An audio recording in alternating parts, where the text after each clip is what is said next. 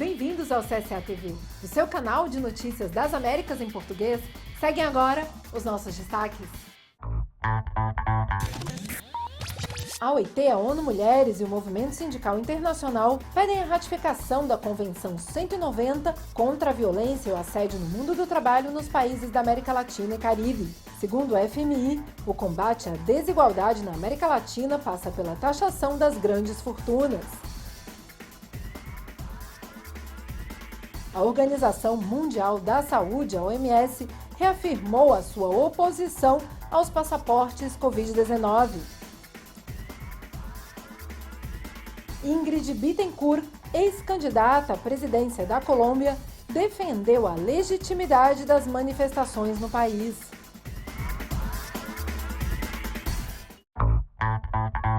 A OIT, a ONU Mulheres e o Movimento Sindical Internacional pedem a ratificação da Convenção 190 contra o assédio e a violência no mundo do trabalho.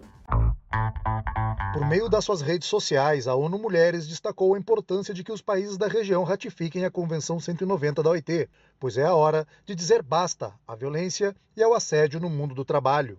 Dos 6 países que ratificaram a Convenção sobre a Violência e Assédio, 2 são do Mercosul. O Parlamento do Mercosul esteve presente na aprovação da Convenção 190 na Conferência do Centenário da OIT e, em junho de 2020, o Uruguai foi o primeiro país do mundo a ratificá-la, seguido da Argentina e de outros países da América do Sul, como o Equador. Maria Noel Baeza, diretora regional da ONU Mulheres, explicou que a Convenção 190 não apenas promove espaços seguros no trabalho, mas também reconhece que a violência doméstica afeta a participação das mulheres no mundo do trabalho. Vinícius Pinheiro, diretor da OIT para a América Latina e Caribe, indicou que a violência e o assédio são inaceitáveis em qualquer lugar e a qualquer momento. E agora, devemos estar mais alertas do que nunca, pois o risco da violência é maior em tempos de crise. O diálogo com os governos e os parlamentos é fundamental para garantir a ratificação da 190 nos demais países da região. E a CEPAL publicou um relatório sobre igualdade de gênero na América Latina e no Caribe. Diferentes violências de gênero têm crescido devido a medidas de confinamento, distanciamento físico e restrições de mobilidade que aumentaram o isolamento das mulheres e de suas redes de apoio e geraram barreiras adicionais no acesso a serviços essenciais. Entre 60% e 76% das mulheres foram vítimas de violência de gênero em diferentes áreas de suas vidas. Em média, 1 a cada 3 mulheres foi vítima ou vivencia violência física, psicológica ou sexual por parte de um agressor que foi ou é o seu parceiro, o que acarreta risco de feminicídio. A CEPAL detectou que em toda a região, apenas 90 medidas foram implementadas para enfrentar a violência contra as mulheres durante a pandemia. Além de insuficientes, algumas medidas são ineficazes, porque tratam principalmente de boas intenções, mas são difíceis de implementar. Por exemplo, as denúncias são dificultadas e o atendimento é demorado e com acesso remoto. A adaptação das autoridades tem sido muito complexa e limita o acesso das vítimas à justiça. E a pandemia aumentou a taxa de desemprego dos jovens de forma histórica. Sobre esse assunto, vamos conversar com Virgílio Almeida, professor de Harvard e da UFMG. De acordo com os dados fornecidos pelo relatório Panorama Laboral da Organização Internacional do Trabalho, a taxa regional de desemprego juvenil durante a pandemia atingiu 23,2%, sendo que cerca de 1 em cada 4 jovens da América Latina e do Caribe que participam do mercado de trabalho está desempregado. A falta de emprego para os jovens entre 15 e 24 anos ficou particularmente exposta durante a crise sanitária provocada pela pandemia. O professor da Universidade de Harvard e da Universidade Federal de Minas Gerais, Virgílio Almeida, falou sobre os desafios desse cenário para as políticas de educação e formação profissional. Se um jovem, por exemplo, estivesse decidindo o seu futuro profissional e te pedisse um conselho sobre qual caminho seguir, qual seria esse conselho, professor Virgílio? Pois é, o conselho é seguir aquilo que te atrai mais, né? Que atrai mais esses jovens, que desperta a vontade de construir uma carreira, né? Agora, para construir essa carreira, é fundamental que se tenha estudo, que se tenha muito estudo, tá? E é isso que nós precisamos na América Latina, gente muito bem formada. Mas, nesse contexto digital, além de se ter a formação, seja ela na área de engenharia, seja ela na área da medicina, ou da economia, ou de governo, é necessário que tenha uma formação também digital, que saiba trabalhar com as ferramentas que esse mundo digital oferece, que seja preparado para as novas formas de interação. Eu diria que é preciso dar a todos os jovens, independente da profissão, vou usar uma expressão em inglês, né? É um mindset digital, uma cabeça digital, que tenha condições de acompanhar o que está acontecendo, né? Mas o mais importante de tudo é procurar ter uma educação de alto nível, concentrar nos estudos, seja qual for a profissão. Mesmo antes da pandemia, a situação laboral dos jovens já era preocupante. Agora, os indicadores de trabalho dos jovens se deterioram significativamente, agravando barreiras de empregabilidade de curto e de médio prazo, o que exige a formulação e aplicação de políticas de educação e de formação profissional para os jovens e para as futuras gerações. Segundo o FMI, o combate à desigualdade na América Latina passa pela taxação das grandes fortunas. O presidente executivo do Fundo Monetário Internacional para a América Latina, Alejandro Werner, sugere a taxação de grandes fortunas, argumentando que os países latino-americanos não alcançarão o pleno desenvolvimento até que se construa um sistema econômico mais justo. Em particular, Werner apontou que a América Latina pode ser um bom lugar para começar a aplicar impostos sobre a propriedade subutilizados. Werner destacou que um sistema tributário muito mais progressivo é necessário para ter um sistema e uma competitividade econômica muito mais sólida do que é hoje. A América Latina não pode ser a região mais desigual do mundo e passar para a próxima fase de desenvolvimento econômico, enfatizou Werner em entrevista ao Financial Times. Após uma contração de 7% em 2020, o FMI projeta uma recuperação econômica de 4,6% para este ano, e a projeção deverá ser revisada para cima nos próximos meses, principalmente pelo fato de que várias economias conseguiram manter níveis elevados de atividade. E a Organização Mundial da Saúde reafirmou a sua oposição contra os passaportes de Covid-19. A imposição dessa exigência implica uma dupla desigualdade, já que indivíduos de países sem acesso às vacinas teriam dificuldades para se deslocar, afirmou o diretor de emergências de saúde, Mike Ryan. O especialista da OMS deu como exemplo a vacina contra a febre amarela, que é necessária para enfrentar em determinados países onde é endêmica, porque há acesso universal às doses e a preços baixos. Se forem ordenadas restrições à viagem de indivíduos, pelo menos deve-se tentar com algumas condições de igualdade de acesso às vacinas, disse Ryan. O diretor-geral da OMS, Tedros Adhanom, acrescentou que a diferença no acesso às vacinas, principalmente entre países desenvolvidos e em desenvolvimento, fez com que alguns lugares já pudessem abrir suas sociedades, enquanto outros continuam enfrentando graves crises de Covid com um aumento acentuado de casos. O planeta inteiro está cansado de medidas de prevenção. Mas enquanto os cidadãos dos países desenvolvidos já lotam as ruas e restaurantes, no resto do mundo, os confinamentos continuam, lamentou o diretor da OMS. E a Argentina realizou homenagens às vítimas do coronavírus.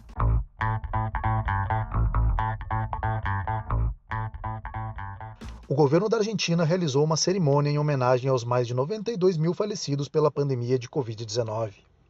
Participaram do ato representantes dos vários credos do país, assim como trabalhadores essenciais e autoridades das províncias do país. No Centro Cultural Kirchner de Buenos Aires, 24 velas representando cada uma das províncias argentinas e a cidade autônoma de Buenos Aires homenagearam as famílias das vítimas. O evento contou com a presença da maioria dos governadores das 23 províncias do país e do prefeito da cidade de Buenos Aires. O presidente Alberto Fernandes fez a abertura do ato, homenageando as vítimas e seus familiares. Aqueles que nos deixaram nestes tempos não serão esquecidos. Estamos todos impactados. O mundo ficou de luto. Perdemos seres queridos, familiares, amigos e laços afetivos. O presidente expressou o seu agradecimento ao pessoal de saúde, a toda a sociedade que mantém os cuidados necessários e fez um apelo à construção de uma Argentina unida em homenagem às vítimas da pandemia. Nas últimas semanas, houve uma diminuição no nível de infecções diárias na Argentina. No entanto, o país está alerta para o surgimento das novas variantes e cepas e não descarta uma terceira onda da pandemia de Covid-19. E a pandemia impactou na informalidade laboral dos países da América Latina. O boliviano Ronald Lopes mora em Santa Cruz de la Sierra. Sem emprego, ele sai com um carrinho todos os dias para vender máscaras, álcool gel e outros itens de biossegurança. Segundo ele, perdeu o emprego por causa da pandemia. Houve um corte de pessoal e tudo isso levou a fazer coisas diferentes. Por sua vez, na capital La Paz, vive o venezuelano Adrián Valero. Técnico em eletrônica de profissão, Valero não consegue exercer o seu ofício desde que chegou na Bolívia, há cerca de 2 anos, mas está em busca de uma forma de sobreviver. Segundo ele, está trabalhando no que faz para sustentar a família e aproveita toda a oportunidade que aparece. Na América Latina, a informalidade é de aproximadamente 50%, o que significa que 5 em cada 10 trabalhadores são informais. Mas na Bolívia, a questão é mais complicada, porque segundo dados da OIT e do Instituto Nacional de Estatística, 85% dos trabalhadores estão no setor informal. Segundo o secretário permanente do Sistema Econômico Latino-Americano e Caribenho, o peruano Javier Paulinich, a pandemia afeta os setores mais vulneráveis da sociedade, especialmente mulheres, jovens e imigrantes. A OIT avaliou que a região perdeu cerca de 26 milhões de empregos como resultado da pandemia, mais do que o dobro de toda a população da Bolívia, disse ele, embora se espere que a recuperação do emprego neste ano não atinja os níveis da perda. E a Espanha busca facilitar o retorno de imigrantes da América Latina aos seus países de origem.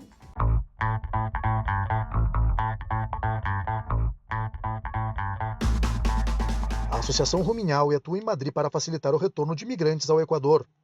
O trabalho da instituição consiste em ajudar aqueles que tentaram sem sucesso uma vida melhor na Espanha. Para o presidente da associação, Vladimir Pascual, o retorno produtivo consiste na ajuda para montar negócios viáveis àqueles que decidem voltar ao seu país de origem. Nesse sentido, são transferidos até 5 mil euros para um projeto produtivo. Vladimir pergunta à imigrante Olga se está difícil conseguir trabalho. A imigrante diz que chegou como turista e com a pandemia não conseguiu oportunidades para se inserir no mercado de trabalho. Desde 2010, a associação se preocupa em realizar um retorno produtivo e não apenas um retorno em que a pessoa volta a ter o mesmo problema de antes de sair do país de origem. Segundo o presidente da associação, é importante que a União Europeia e o governo da Espanha invistam no retorno produtivo, contribuindo para que essa medida seja efetiva, garantindo aos imigrantes um retorno e uma perspectiva de vida. A associação, ao apoiar os imigrantes, realiza um estudo de impacto para que o imigrante não se sinta abandonado ao retornar ao seu país de origem. E no Haiti, centenas de pessoas com deficiência vivem em situação precária numa escola em Porto Príncipe.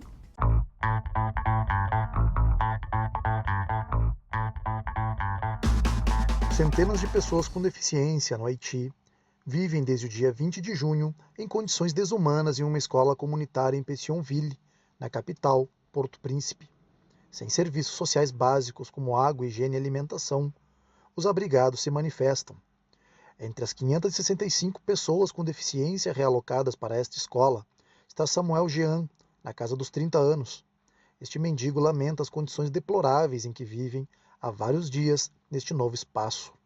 Segundo ele, quando chegamos aqui, havia poeira por toda parte. E até agora o espaço está sujo. Estamos enlatados feitos sardinhas para dormir. Esta é a nossa situação aqui. Para mim, o Estado não existe. Esta cidade diz que é preciso exigir condições mínimas de dignidade e que se dorme uma em cima das outras aqui.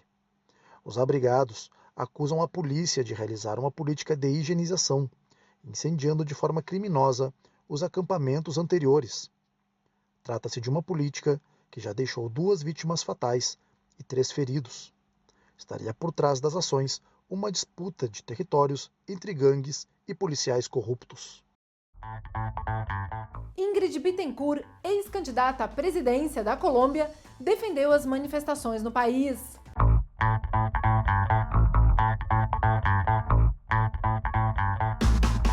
Bueno, yo creo que primero esto Bom, primeiro eu acredito que isso tudo é fruto de um pós-conflito, dessa transição.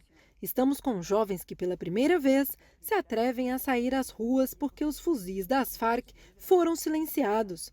Porque se não fossem silenciados, esses jovens teriam sido capturados e assassinados por guerrilheiros.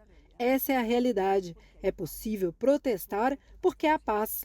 Agora, este protesto social é legítimo, porque durante os 60 anos de guerra que tivemos, o país se preocupou por financiar a guerra, ao invés dos excluídos da prosperidade colombiana. Então, esta é a conjuntura onde há um despertar democrático desta transição, em que nossas instituições não se ajustaram a uma mentalidade de paz. É onde a polícia vê uma quantidade de jovens que se juntam para reclamar e isso para eles é uma guerrilha. Eles não sabem outra coisa, pois foram treinados para enfrentar com armas e com balas a qualquer pessoa que gere desordem. Então, tudo isso são ajustes que devemos fazer. E o STF estendeu a suspeição do juiz Sérgio Moro a todos os processos que envolvem o ex-presidente Luiz Inácio Lula da Silva. Essa e outras notícias no próximo bloco. No Brasil, o STF estendeu a suspeição do ex-juiz Sérgio Moro a todos os processos que envolviam o ex-presidente Luiz Inácio Lula da Silva. Na decisão, o ministro Gilmar Mendes destacou o cenário dominado por marcantes atuações parciais e ilegítimas de Sérgio Moro. Os ministros do Trabalho do G20 acordaram em adotar medidas para garantir salários iguais entre mulheres e homens que realizam as mesmas atividades, assim como combater a precarização das relações de trabalho dos trabalhadores de aplicativos. No Reino Unido, representantes dos setores de viagens e companhias aéreas exigiram do governo medidas urgentes para reativar as atividades do segmento de forma segura. O objetivo dos representantes é minimizar os impactos da pandemia durante a temporada de verão na Europa. E o Brasil entra em estado de alerta pela seca.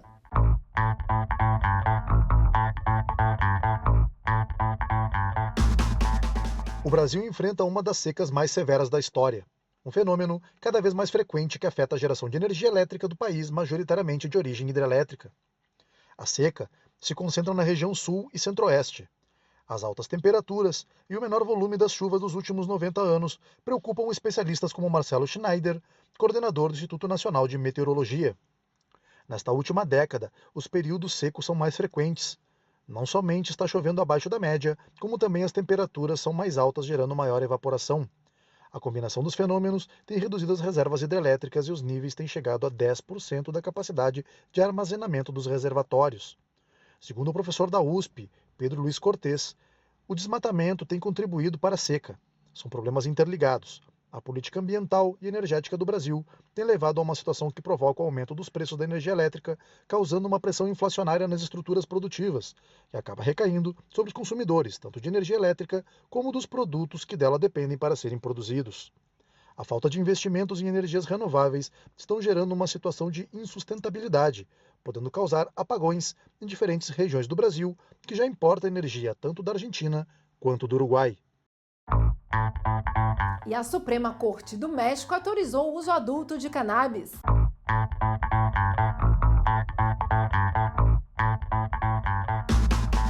A Suprema Corte de Justiça do México autorizou o uso adulto de cannabis. Ativistas aguardaram ansiosamente a decisão a favor do consumo lúdico, no centro da cidade do México.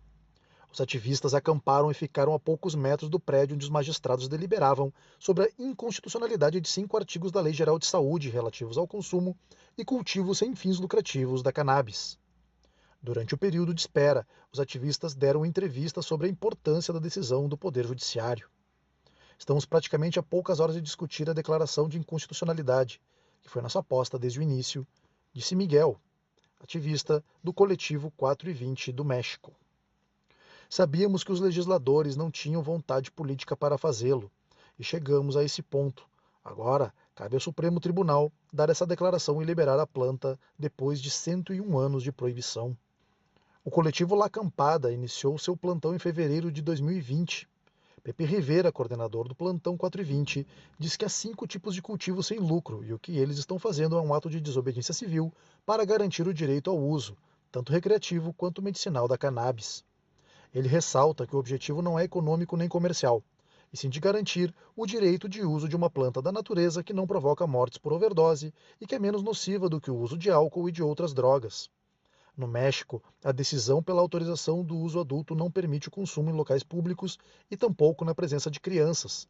Mais uma vez, assim como ocorre no Brasil, o Poder Judiciário acaba realizando o papel do Poder Legislativo, que, por interesses diversos, não avança no tratamento desses temas como outros países como Uruguai, Canadá e Holanda. E o governo da Costa Rica anunciou ações para a proteção da Ilha de Coco, considerada patrimônio da humanidade.